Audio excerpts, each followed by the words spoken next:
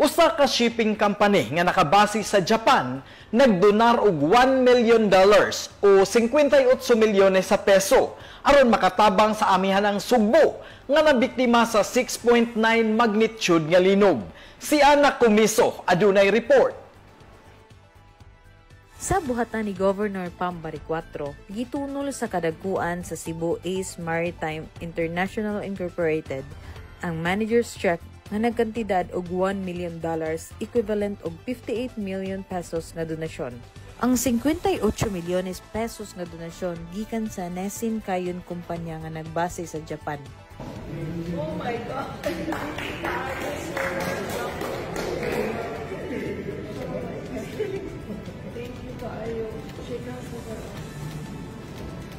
Human gidawat ni Governor Pam Baricuatro ang manager's check, gitugyan usab kini dayon ngadto ni Provincial Treasurer Attorney Roy Salubre. Actually,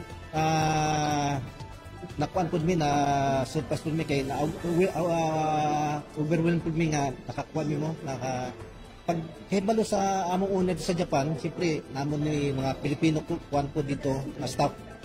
Nagkuan mi nagtawag mi dito nga kung unsay mahatabang nila. Pag kahibalo sa among owner kani si Mr. Katsuya Abe, presidente namon as Nesin.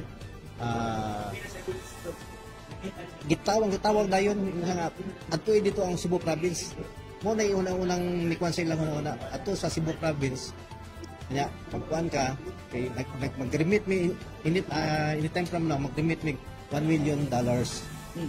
Basta para dito sa kuan sa mga earthquake victim Sa maong hinabang, ang 30 milyones ang na-download na sa Provincial Treasurer's Office.